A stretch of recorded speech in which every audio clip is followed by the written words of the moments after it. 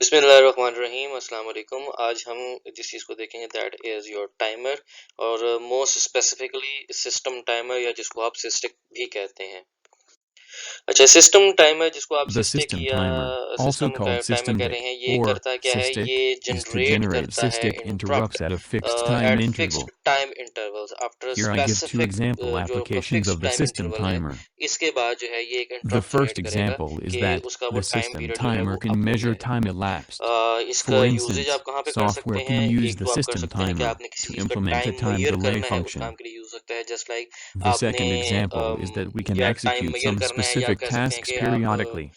For एक instance, time we period can बीच use में रखना system चाहते हैं timer to between the two implement workings, periodic polling such to check as your time peripheral delay. status आप or read एक और एक external काम inputs आप with a सपोज regular मैं आपको timed एक बहुत interval. बेसिक किस्म की In एग्जांपल देता addition, हूँ कि आप operating लोगों ने systems शादियों के rely ऊपर on जो the है वो system timer to implement एक CPU बाहर scheduler. घरों के बाहर In जो है वो order to लाइटें support लगाई जाती हैं, multitasking and उनके अंदर improve the वो CPU एक कुछ utilization, बल्ब the उसके ऑन और CPU कुछ scheduler ऑफ हो रहे होते हैं। periodically तो selects a उसके new दरमियान आपने process उनकी from the स्पीड ready जो है वो queue तेज to या run हल्की की होती है, next. तो आप बीच में एक डिले डाल रहे होते हैं कि एक लाइट जो है वो इतने इंटरवल के बाद ऑन होगी, 1 सेकंड के बाद होगी या आधे सेकंड के बाद होगी। सो बेसिकली आप एक टाइम डिले क्रिएट कर रहे होते हैं और उस टाइम डिले की बेसिस के ऊपर जो है आप जो है वर्किंग एक परफॉर्म करवा रहे होते हैं। या आपने कोई काम पीरियोडिकली जो है वो करवाना है, तो उस काम के लिए भी आप करवा सकते हैं, सिस्टिक को यूज कर सकते हैं। या पोलिंग करनी है, हमने इंटरप्ट के केस में देखा था एक चीज पोलिंग है। आपने आफ्टर रेगुलर इंटरवल आपने एक कुछ चीज़ों को या कुछ आपके जो वर्किंग्स चल रही हैं, आपने उनको पीरियोडिकली उनको चेक करना है कि उनकी कुछ रिजल्ट जनरेट हुए हैं या नहीं, या स्केजुलिंग करने की ज़रूरत पड़ती है। तो इस तमाम चीज़ों के लिए आप एक टाइमर यूज़ कर सकते हैं जिसको आप सिस्टिक या सिस्टम टाइमर कहते हैं। अच्छा, सिस्टम टाइमर होता कहाँ है? सिस्टम टाइमर जो है ये आपके पास जो है एनवीआईसी के साथ इंटीग्रेट हो रहा होता है, जिसको आप जो है सिस्टम टाइमर जो है, जिसमें हमने देखा था कि आपके पास इंटरप्ट्स जो हैं, जो हमने पढ़े थे, तो हमने बात की थी कि हमारे पास मल्टीपल किस्म के इंटरप्ट्स होते हैं, जो कि जिनके लिए आपके पास कुछ स्पेशल इंटरप्ट सर्विस रूटीन्स होती हैं। तो जैसे ही आपका सिस्टम टाइमर जो है वो कोई इंटरप्ट जनरेट करता है आपके एनवीआईसी को, NVIC is non vector interrupt controller, nested vector interrupt controller. So आपके पास जो है मल्टीपल जो इंटरप्ट्स हैं वो आपके एनवीआईसी के पास जाते हैं, और वहां पे आपके पास वो टेबल के थ्रू आप चेक करते हैं कि आपका जो आपके पास जो इंटरप्ट्स मौजूद हैं उसके अंदर आपके पास जो है वो सिस्टिक हैंडलर कहाँ पे मौजूद है। फिर उस हैंडलर के पास जाते हैं और वहाँ पे आपके पास कोई पीस ऑफ कोड लिखा हुआ है, जो आप उस टाइमर के एग्जीक्यूट होने पे या उस टाइमर के इंटरप्ट के एग्जीक्यूट होने पे वो पीस ऑफ कोड रन करेगा।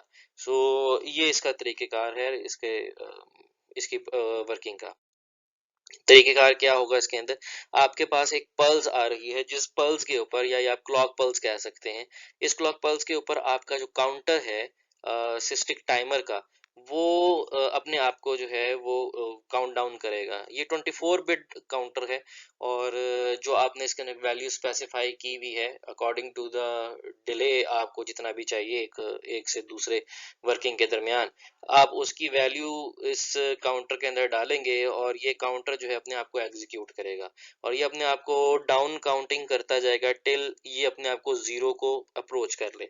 अगर आपकी वैल्यू जीरो को अप्रोच कर जाती है या नहीं, अगर मुझे यहाँ पे बात पहले करना चाहिए, अगर तो उसकी वैल्यू जीरो को अप्रोच नहीं करती तो वो अपने आप को काउंट डाउन करता रहेगा। लेकिन अगर उसकी वैल्यू काउंट डाउन में जीरो हो जाती है तो ये जो आपने वैल्यू उसको दी हुई है वो इसको रीलोड करवा देगा आपके काउंटर में, और ताकि आपका काउंटर जो है वो दोबारा स्टार्ट होके अपनी वर्किंग को दोबारा परफॉर्म कर सके।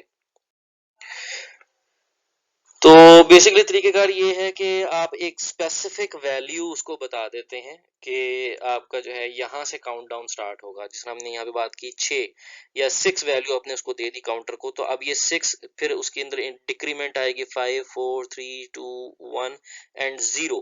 जब ये 0 होगा तो इस पॉइंट के ऊपर जो है आपका इंटरप्ट डिक्लेयर होगा। अब यहाँ से जब आपकी वैल्यू रीलोड होगी तो आपकी वैल्यू दोबारा जो है वो 6 के ऊपर आ जाएगी। सो नंबर ऑफ टाइम्स, कितना पीरियड वो अपने आप को रन करेगा, दैट विल बी कि आपने लोडिंग वैल्यू क्या दी है उसमें +1। क्यों? क्योंकि आपने 6 से स्टार्ट की है, तो नंबर ऑफ साइकिल्स जो होंगे वो 7 होंगे। देखें आप, 1 2 3 4 5 6 और ये 7। सो बेसिकली क्योंकि आपका काउंटर 0 से स्टार्ट हो रहा है और आपने 6 तक लेके गए हैं, तो 6 + 1 ये आपके टोटल नंबर ऑफ डिक्रीमेंट्स होंगे आपके साइकिल के अंदर। अच्छा, अब इसको जो भी आपने नंबर ऑफ साइकिल्स आपके चले हैं, एक साइकिल का पीरियड क्या है, जो इसका टेन्योर आप कह लें कि इसका टेन्योर क्या है जिसके बाद ये डिक्रीमेंट करता है। जो आपके इंटरनल क्लॉक उसको मिली हुई है या आपने उसको साइकिल एक क्लॉक पल्स अप्लाई की हुई है, वो उसकी फ्रीक्वेंसी क्या है या उसका टाइम पीरियड क्या है, क्योंकि उसके बाद ही वो अपनी स्टेट को जो है वो डिक्रीमेंट कर रहा है। कितनी मर्तबा कर रहा है, वो इतनी मर्तबा कर रहा है। सो आप नंबर ऑफ टाइम्स जो आपका डिक्रीमेंट होगी वो उसको मल्टीप्लाई करेंगे एक क्लॉक साइकिल से जो इसका एक टाइम पीरियड है। उसको जब आप मल्टीप्लाई करेंगे तो आपके पास टोटल टाइम डिले आ जाएगा कि आपका सिस्टम टाइमर जो है वो कितना टाइम डिले क्रिएट करेगा। इसी तरह अगर हम बात करेंगे तो आपके पास जो सिस्टिक का कंट्रोलर होता है उसके अंदर आपके पास मेन 4 थिंग्स हैं जो आपको देखनी पड़ती हैं। एक है आपका काउंटर का फ्लैग, एक है उसके लिए जो आपने काउंटर को चलाने के लिए जो क्लॉक दी हुई है, क्लॉक पल्स जिसके ऊपर वो अपने अपना स्टेट को चेंज करता है, उसकी बिट है। एक है सिस्टिक का इंटरप्ट और एक है इसकी इनेबल। ये 4 चीजें हैं जो आपके आपको देखनी पड़ती हैं जब आप सिस्टिक को एग्जीक्यूट कर रहे होते हैं। तो हमने यहाँ तक तो देखा था कि आपके पास जो है आपका काउंटर जो है वो डिक्रीमेंट करेगा और जब वो वैल्यू 0 कर देगा तो आपकी रीसेट वैल्यू जो है वो इसके अंदर कॉपी हो जाएगी और दोबारा काउंटर आपका रीस्टार्ट हो जाएगा। लेकिन अब इसके अंदर बात आनी है कि हमने कैसे पता लगेगा कि काउंटर इंटरप्ट हो गया है या आपका काउंटर 0 हो गया है या नहीं हो गया, काउंटर चल भी रहा है या नहीं। तो उसके लिए हमें इन चारों फ्लैग्स की जरूरत पड़ेगी। सो अब देखते हैं कि उसको हमने किस तरह एडजस्ट किया हुआ है। सो सबसे पहले तो है आपको काउंटर फ्लैग, जब आपकी वैल्यूज यहाँ पे 0 होगी और आप रीलोड करने जाएंगे वैल्यू को, तो सबसे पहले जब वो यहाँ पे आपकी वैल्यू 0 होगी तो आपका काउंटर फ्लैग जो है वो 1 हो जाएगा, जो इंडिकेट करेगा कि आपके पास जो है वो इंटरप्ट आ गया है या काउंटर आपका जो है उसका साइकिल मुकम्मल हो गया है। उसके अलावा दूसरी चीज है कि आपके पास जो है एडवांस जो बस मौजूद है, एडवांस हाइपर स्पीड बस जो होती है। अच्छा, AHB है आपका एडवांस हाई परफॉर्मेंस बस। सो आपके पास जो एडवांस हाई परफॉर्मेंस बस की जो क्लॉक स्पीड आ रही है, अगर तो आपके पास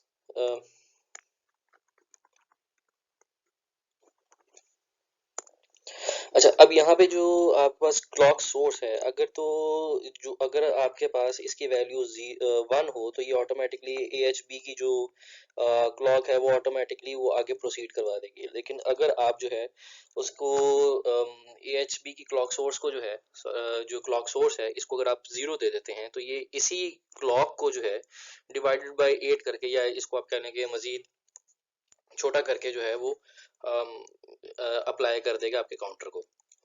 इसके बाद अगली चीज जो आएगी, यहाँ तक तो आगे आपकी क्लॉक अवेलेबल हो जाती है इस पॉइंट तक। इस पॉइंट तक आपके पास क्लॉक अवेलेबल है, लेकिन क्या आपने अपना टाइमर इनेबल किया है या नहीं किया, उसके लिए आपको इनेबल की पिन को एक्टिव करना पड़ेगा। सो ये जस्ट लाइक मास्किंग है जैसे हमने एंड गेट की मास्किंग देखी थी कि अगर आपके पास एंड गेट के ऊपर यहाँ पे अगर हम इसको एक्टिव करते हैं तो ये वाला सिग्नल आगे जाएगा what ever the signal is, लेकिन अगर हम यहाँ पे इसको क्रॉस लगा देते हैं तो जो मर्जी आपकी क्लॉक यहाँ पे अवेलेबल हो रही हो वो आपके काउंटर को अवेलेबल नहीं होगी। सो आपने जब अपने टाइमर को ऑन करना है तो आपको टाइमर को इनेबल करना पड़ेगा, उसको बताना पड़ेगा क्लॉक की आपका सोर्स कौन सा होगा, डायरेक्टली आपकी पल्स आ रही है या डिवाइड बाई 8 होके आएगी। और हमने यहाँ पे ये भी बात कर ली कि आपके पास जो है अगर आपका इंटरप्ट जो है वो डिक्लेयर होता है तो अगर आपने सिस्टम का इंटरप्ट आपने इनेबल किया हुआ है तो आपका अगर आपने इनेबल किया हुआ है कि आपका काउंटर जो है जब वो एक्टिव हो यानी जब वो कंप्लीट करे अपना साइकिल तो अपना इंटरप्ट जो है वो इनेबल कर दे। तो जब आपने इनेबल को ऑन किया होगा अपने टाइमर के तो आपके फ्लैग की आउटपुट जो है वो आपके इंटरप्ट को जाएगी, वरना वो सिंपल जो है आपकी वैल्यू जनरेट तो होगी लेकिन वो आपके इंटरप्ट को जो है वो इंटरप्ट डिक्लेयर नहीं करेगी। इंटरप्ट डिक्लेयर करने के लिए सिस्टिक का इंटरप्ट इनेबल होना बहुत जरूरी है। अगर हम देखें हमारे पास इसके अंदर रेलेवेंट हमारे पास रजिस्टर्स कौन कौन से हैं, तो एक आपके पास आ जाता है सिस्टिक का कंट्रोल और स्टेटस रजिस्टर जिसको अभी आपने देखा है। दूसरा आपके पास आ जाता है रीलोड वैल्यू रजिस्टर, ये वो रजिस्टर है जिसके अंदर जो आपकी वैल्यू रखी जाती है आपका जब काउंटर अपना साइकिल मुकम्मल कर लेता है तो रीलोड रजिस्टर अपनी वैल्यू जो है यहाँ से उठाएगा और आपके काउंटर को रीलोड करवाएगा। Third one is your current value register, जो आपकी वैल्यू रजिस्टर से रीलोड होगी वो यहाँ पे आएगी और इसके अंदर आपकी वैल्यू जो है वो डिक्रीमेंट होती जाएगी और जो करंटली अवेलेबल वैल्यू होगी वो इसके अंदर ही आपको नजर आएगी। और चौथा हमारे पास आ जाता है कैलिब्रेशन रजिस्टर, ये आपके जो है सिस्टम को या आपके सिस्टिक को कैलिब्रेट करता है वर्किंग के लिए। सबसे पहले हम देख लेते हैं जो हमारे पास आ जाता है रीलोड रजिस्टर। इसके अंदर 24 बिट वैल्यू आपके पास आ सकती है। सो दैट मीन्स कि आप जो मैक्सिमम हेक्स में वैल्यू आ सकती है वो ये होगी, या फिर आप अगर उसको डेसिमल में देखना चाहते हैं तो that will be 16,777,215 will be the largest value जो कि आपके पास अवेलेबल हो सकती है। काउंटर जो है वो जब आपका जीरो को जाएगा तो रीलोड वो रजिस्टर है जो हमने बात की कि ये आपके काउंटर को जो है वो दोबारा इनिशिएट करवाता है और ये वही वैल्यू जो है उसमें इनिशिएट करवाएगा जो इसके अंदर मौजूद होगी। So writing reload to zero disables your system जो है वो आपका जो सिस्टिक आपका जो टाइमर है उसको आपका डिसेबल कर देगी अगर आप रीलोड के अंदर जीरो लिख देते हैं, क्योंकि डेफिनेटली आपकी वैल्यू जो है वो डिक्रीमेंट होनी है। जब इसके अंदर ऑलरेडी जीरो है तो जीरो को क्या डिक्रीमेंट करेगा। और टोटल इंटरवल कैसे निकल सकता है, आपके पास जो रीलोड वैल्यू है उसके अंदर आप ऐड 1 करेंगे। सो दैट मीन्स कि अगर आपने यहाँ पे 6 की वैल्यू आपने लोड करवाई है तो 6 प्लस 1 इज इक्वल टू 7 और 7 को आपको मल्टीप्लाई करना पड़ेगा जो आपका क्लॉक सोर्स लगी हुई है। तो दैट मीन्स कि जो टाइम आपका उसमें आ रहा है आपकी जो क्लॉक इस पे लगी हुई है उसके साथ आप इसको मल्टीप्लाई करेंगे तो आपका टोटल टाइम निकल आएगा जो आपका एक टाइमर जो है वो इंटरप्ट के दरमियान दो इंटरप्ट के दरमियान जो है वो टाइम डिले क्रिएट करेगा। इसके बाद आ जाती है हमारे पास करंट वैल्यू का जो रजिस्टर है। Reading it returns the current value of the counter, मैंने आपको पहले ही बताया कि इसके अंदर आपकी करंट वैल्यू जो है वो मौजूद होगी कि आपका करंट जो है आपका सिस्टम टाइमर है उसके अंदर जो डिक्रीमेंट चल रही है उसमें करंटली वैल्यू क्या मौजूद है। सो आप जो है अगर देखना चाहें तो आप इस वैल्यू इस रजिस्टर से देख सकते हैं। जब इसकी वैल्यू 1 से 0 होती है तो ये आपका जो है वो इंटरप्ट को जनरेट कर देता है। सो दैट मीन्स के ये वो पॉइंट है जहां पे आपका इंटरप्ट डिक्लेयर होता है। और writing to SysTick value clears the counter and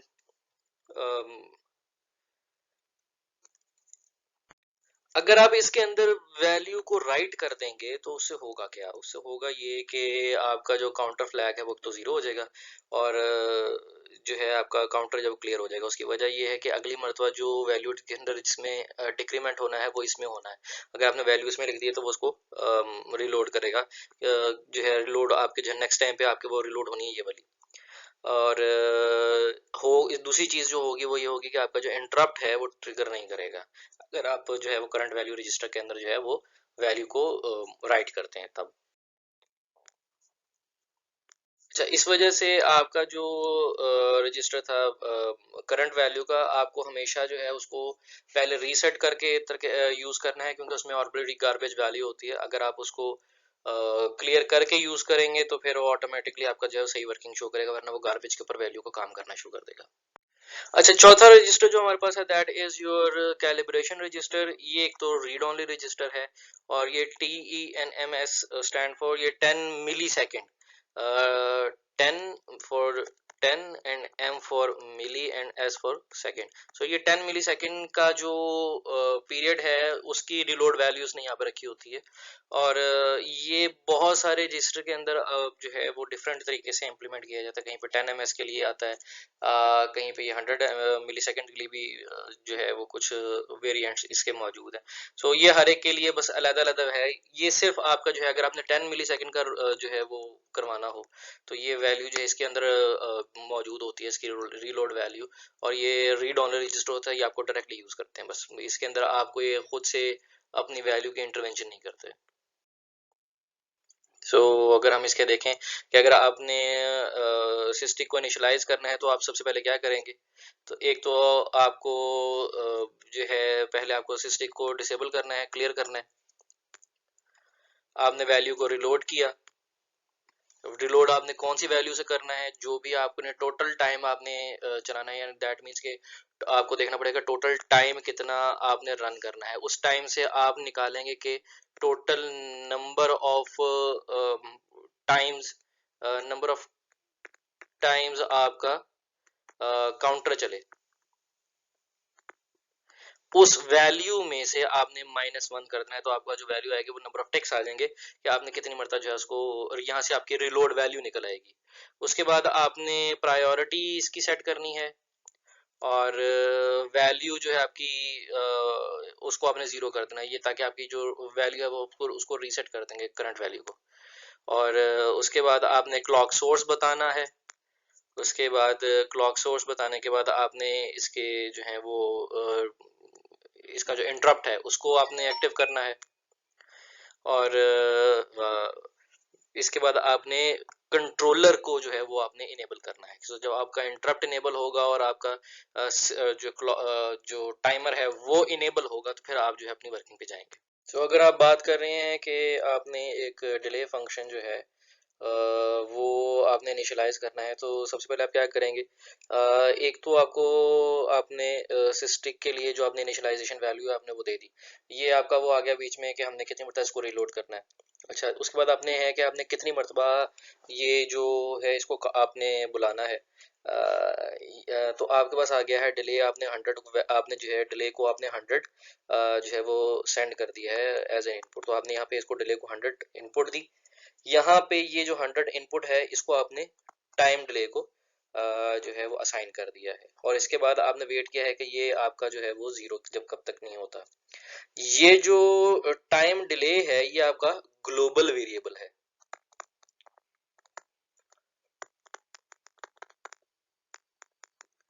global variable हम जो है हम किसी भी उसके अंदर डायरेक्टली यूज कर सकते हैं, और आपकी कहीं भी वैल्यू उसकी चेंज हुई होगी तो वो ऑटोमेटिकली हर जगह पे उसकी वैल्यू जो है वो अपडेटेड ही यूज हो रही होगी। सो दैट मीन्स कि यहाँ पे आपने जब उसको वेट कर रहे हैं कि इसकी वैल्यू जब तक जीरो ना हो जाए, और आप यहाँ पे जो आपका हैंडलर है, हैंडलर के अंदर आप इसकी वैल्यू को नेगेटिव करते जा रहे हैं, यानी हर मर्तबा आप उसको कॉल करेंगे और यहाँ पे लाके आप इसका जो काउंटर है वो जीरो करवाते जाएंगे। अब ये जो आपकी वैल्यू है, यानी इतनी मर्तबा जो है वो आपका जो टाइमर है वो चलता जाएगा। 100 मर्तबा उसने चलना है, और उसके बाद आपका जो है ये जीरो होगा, 100 मर्तबा चलेगा आपका सिस्टम टाइमर। जब ये जीरो हो जाएगा तो उसके बाद आपका यहाँ से डिले फंक्शन जो है वो जनरेट होगा। सो दैट मीन्स कि आपने 100 की वैल्यू आपने डिले फंक्शन को दी है, और ये 100 मर्तबा जो है वो आपके इसको काउंट कर रहा है। आपका सिस्टम टाइमर जो है हैंडल जो है उसको कॉल कर रहा है और उसकी वैल्यू को जीरो कर रहा है, और आपके उसके अंदर जो वैल्यू है सिस्टिक टाइमर के अंदर जो रिलोड वैल्यू जा रही है that is your 1000।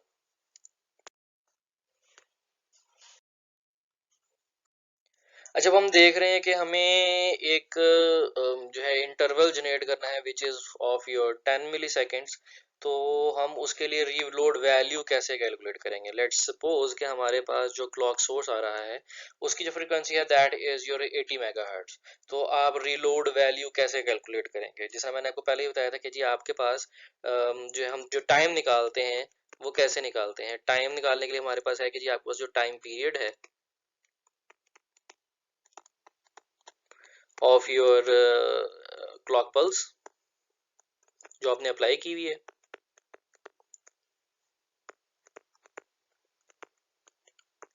Clock source, और इसको आप मल्टीप्लाई कर देते हैं जो टोटल टाइम आपका जो है, ये आप कह लें नंबर ऑफ जो आपके राउंड ट्रिप्स चल रहे हैं, राउंड ट्रिप्स कहना चाहिए, या आप कह सकते हैं नंबर ऑफ टिक्स +1। ये +1 हमने इसलिए किया था क्योंकि जो हम इसको वैल्यू देते हैं ये बेसिकली आपकी रीलोड वैल्यू है। इतना हिस्सा ये आपकी रीलोड वैल्यू है। वैल्यू +1 यानी इतनी मरतबा आपका जो टाइमर है वो जो है वो उतनी मरतबा काउंटिंग करेगा। तो जितनी आप नंबर ऑफ काउंटिंग करेंगे वो अगर आप मल्टीप्लाई कर दें जो आपके क्लॉक सोर्स का टाइम है उसके साथ मल्टीप्लाई कर दें तो वो आपका टोटल ड्यूरेशन निकल आएगा। सो अगर हमने यहाँ पे निकालना है फॉर 10 मिली सेकेंड्स, मैं इसको यहाँ पे जरा रब कर दूं।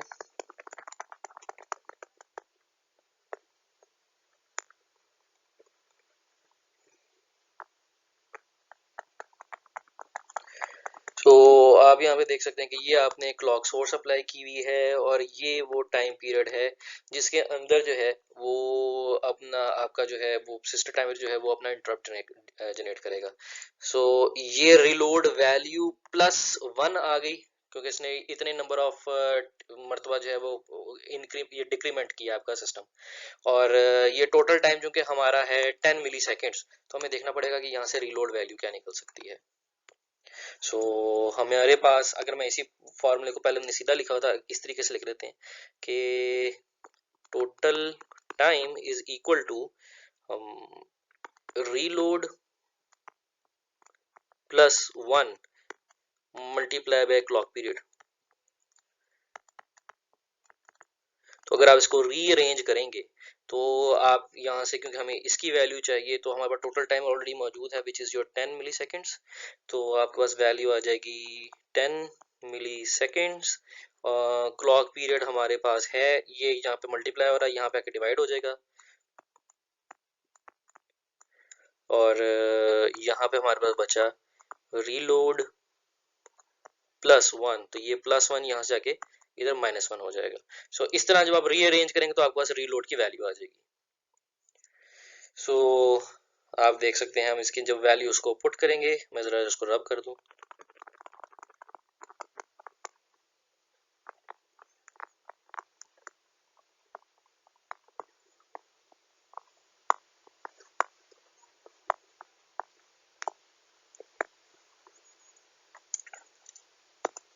तो आपके पास जब रीअरेंज करेंगे पीरियड आपके पास, क्योंकि ये डिवाइड में आ गया तो आप यहाँ पे फ्रीक्वेंसी डाल सकते हैं। फ्रीक्वेंसी आपके पास ऑलरेडी मौजूद है विच इज़ योर 80 मेगाहर्ट्ज। तो 10 मिली सेकेंड्स इंटू 80 मेगाहर्ट्ज, ये मिली आ गया -3 और मेगा आ गया आपका 10⁻⁶। तो ये माइनस करने के बाद आपको बचा 10⁻3। 10 इंटू 10⁻3 80, तो ये आपके पास आ गया 10 इंटू 80 आ गया आपके पास 800। और क्योंकि आपके पास 10⁻3 है तो आपका हो गया 800,000। -1, तो आपको ये वैल्यू जो है वो आपको रीलोड रजिस्टर में डालनी पड़ेगी ताकि आपका जो सिस्टम टाइमर का जो इंटरवल है वो 10 मिली सेकेंड का डिले क्रिएट कर सके। तो होपफुली आपको समझ आया होगा। इंशाल्लाह नेक्स्ट टाइम हम नेक्स्ट टॉपिक के साथ हाजिर होंगे। अल्लाह हाफिज।